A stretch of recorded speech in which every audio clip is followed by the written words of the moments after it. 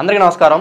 ఇవాళ మనతో ప్రముఖ ఆస్ట్రాలజర్ వంగర రవిశంకర్ శర్మ గారు మనతో ఉన్నారు. వారితో మాట్లాడదాం. గురుగారు నమస్కారం. నమస్కారం. గురుగారు, శని స్థానంలోకి రాహుగ్రహ ప్రవేశం చేస్తే ఎటువంటి మార్పులు సంభవిస్తాయి, అలాగే దీని ప్రభావం ద్వాదశ రాశుల మీద ఎలా చూపిస్తుంది, కాస్త వివరించండి. తప్పకుండా. ఈరోజు మనం గమనించినట్లయితే 9 జూలై రోజు వచ్చేటప్పటికి రాహుగ్రహ మార్పు నక్షత్ర పరివర్తన అనేది జరుగుతుందన్నమాట.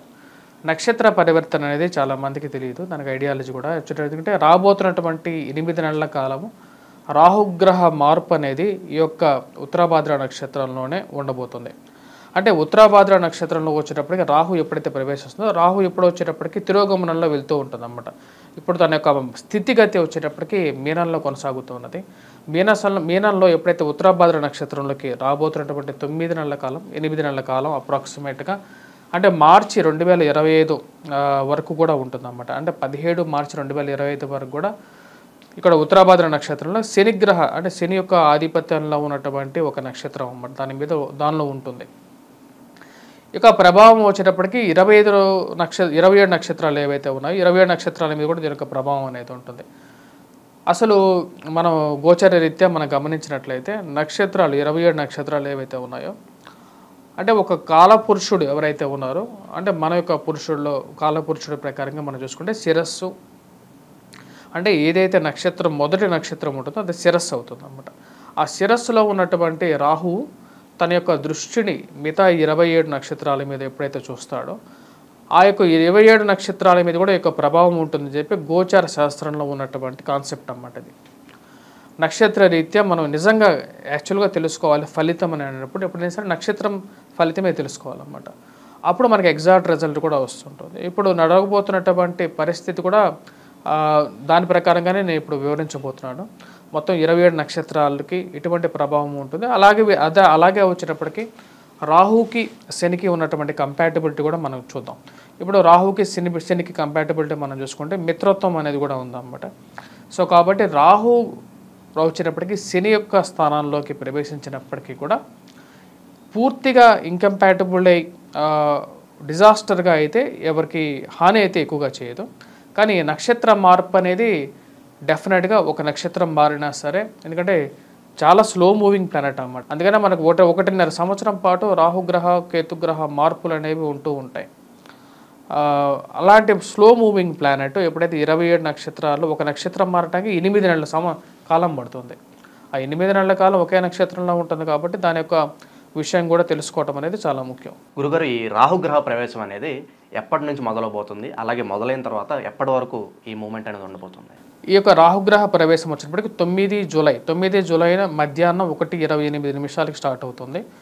రేపు రాబోతున్నటువంటి 9 జూలై ఇది వచ్చేటప్పటికి ఇది కంటిన్యూషన్గా జరుగుతూ ఉంటుంది. పూర్వభాద్ర నక్షత్రంలోకి ఎప్పుడైతే ప్రవేశిస్తుందో అప్పటితో ఇది సమాప్తం అవుతుంది అన్నమాట. అంటే దగ్గర మనకి 8 నెలల కాలం అనేది టోటల్గా ఈ యొక్క పీరియడ్ అనేది ఉంటుంది. 2025 మార్చి వరకు కూడా ఒకటే నక్షత్రంలో రాహు యొక్క మార్పు అనేది ప్రవేశం అనేది ఉంటూ ఉంటుంది అన్నమాట.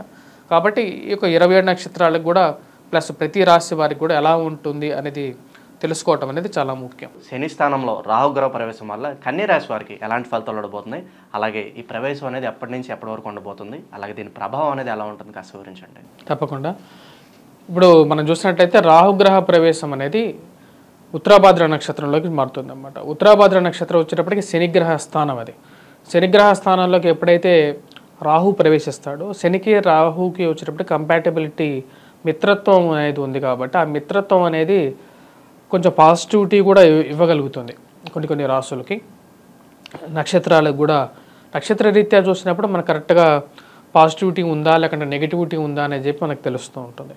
రాబోతున్నటువంటి 9 జూలై నుంచి 2025 మార్చి 17వ తారీఖు వరకు కూడా రాహు యొక్క ప్రభావం రాహు యొక్క ప్రయాణం అనేది మనకు జరిగేది ఉత్తరాభాద్ర నక్షత్రంలో జరుగుతుంది. తర్వాత పూర్వభాద్ర నక్షత్రంలోకి ప్రవేశిస్తుంది అన్నమాట. 8 నెలల కాలం వచ్చేటప్పటికి ఈ యొక్క ప్రవేశం అనేది ఉంటుంది. ఈ యొక్క ప్రవేశ రీత్యా వచ్చేటప్పటికి 27 నక్షత్రాల మీద కూడా ఉంటుంది. ఎందుకంటే మనం గమనించినట్లయితే ఉత్తరాభాద్ర నక్షత్రం వచ్చేటప్పటికి శిరోభాగం అవుతుంటుంది. తర్వాత మిగతా భాగాలు వచ్చేటప్పటికి కాళ్ళు, ఉదరం, దాని తర్వాత ఎడమ కాలు, ఎడమ చెయ్యి, అలా కుడి కాలు, కుడి చెయ్యి అట్లా ఉంటుంది అన్నమాట. ఇలా ఉన్నప్పుడు ఎప్పుడైతే ఉంటుందో దాని యొక్క ప్రభావం అనేది అంగపురుషుడు అంటే కాలపురుషుడి మీద కూడా తన యొక్క ప్రభావం అనేది ఉంటుంది. ఈ యొక్క ప్రవేశం ముఖ్యంగా కన్యారాశి వారి మీద ఎటువంటి ప్రభావం ఉంటుంది అనేది చూద్దాం. కన్యారాశి వారికి వచ్చేటప్పటికి నక్షత్ర రీత్యా మనం చూసినట్లయితే ఉత్తరాహస్త చిత్త నక్షత్ర జాతకులు, ఈ 3 నక్షత్ర జాతకులు మనం గమనించినట్లయితే ఉత్తరాహస్త నక్షత్ర జాతకులకు వచ్చేటప్పటికి సంపదని ఎక్కువగా ఇస్తుంది అన్నమాట, పాజిటివిటీ ఇస్తుంది. ఎందుకంటే ఎడమ చేయి మీద తన యొక్క రాహు యొక్క దృష్టి అనేది ఉంటుంది. సో అది ఒక పాజిటివ్ ఇంపాక్ట్ అన్నమాట. అదేవిధంగా చిత్తా నక్షత్ర జాతకులకు వచ్చేటప్పటికి ఉదరం మీద ఉంటుంది అన్నమాట.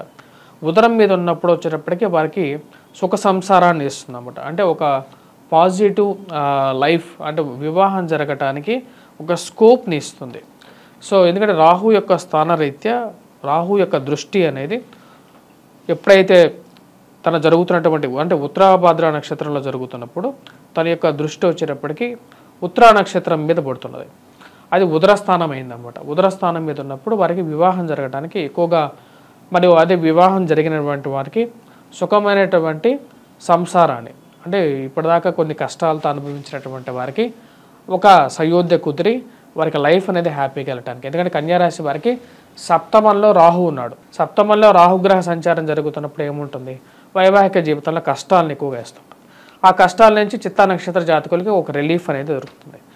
మరియు అదేవిధంగా కొన్ని అండర్స్టాండింగ్స్ వల్ల బిజినెస్ కోల్పోవటం, భాగస్వామ్యం అనేది జీవిత భాగస్వామ్యమే కాదు కదా, పార్ట్నర్షిప్స్ కూడా భాగస్వామ్యమే కాబట్టి ఆ యొక్క భాగస్వామ్యాల్లో ఒక రిలీఫ్ అనేది పొందగలుగుతారు.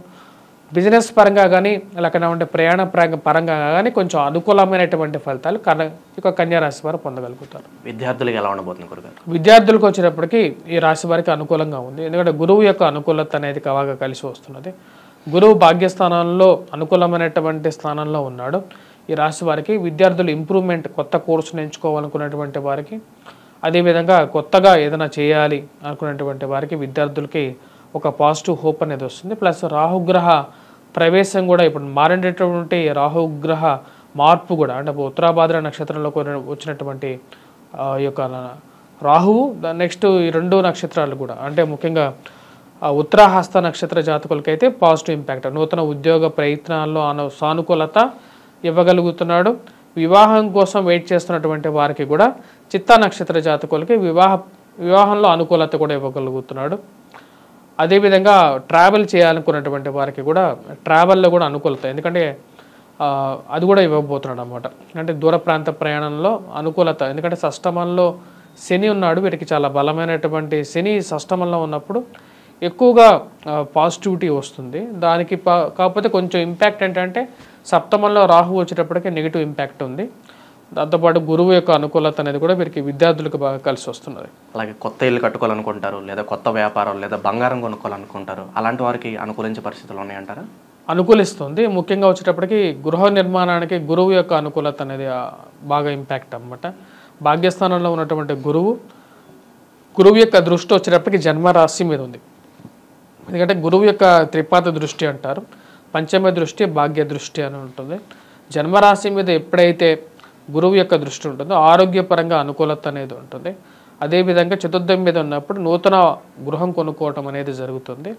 నెక్స్ట్ రాబోతున్నటువంటి 8 months 8 నెలల కాలం ఏదైతే ఉందో ఆ 8 నెలల కాలం అనేది ఈ రాశి వారికి బాగా అనుకూలమైనటువంటి కాలంగానే చెప్పవచ్చు. కన్యారాశి వారికి అనుకూలిస్తున్నది. కన్యారాశి వారు ఎటువంటి పరిహారాలు చేసుకుంటే వీళ్ళకి మంచి ఫలితాలు ఉంటాయి అంటారు? ఈ కన్యారాశి వారికి వైవాహిక జీవితంలో కొంచెం అనుకూలత ఇంకా పెంపొందించుకోవడం కోసం దుర్గాదేవిని ఎక్కువగా పూజించాలి. ఎందుకంటే సప్తమంలో రాహు ఉన్నప్పుడు ఒక నక్షత్రానికి, చిత్తా నక్షత్రానికి అయితే బాగానే ఉంది. కాకపోతే మిగతా నక్షత్రాలు కూడా ఎవరైతే వైవాహిక జీవితంలో ఇబ్బందులు ఎదుర్కొంటున్నారో రాహుగ్రహ అనుకూలత, అంటే దుర్గాదేవిని, కనకదుర్గా ఎవరైతే అమ్మవారు ఉంటారో బుధవారం పూట స్పెషల్గా రెడ్ కలర్ డ్రెస్ వేసుకొని అమ్మవారిని పూజించినట్లయితే 40 రోజులు మండల దీక్ష చేయగలిగితే మటుకు కంపల్సరీగా వారికి ఒక పాజిటివ్ ఇంపాక్ట్ అనేది ఉంటుంది. శని స్థానంలో రాహుగ్రహ ప్రవేశం వల్ల కన్యారాశి వారికి ఎటువంటి ఫలితాలు ఉంటాయి, అలాగే వీరు చేసుకోవాల్సిన పరిహారాలు వివరించినందుకు ధన్యవాదాలు గురుగారు. ధన్యవాదాలు.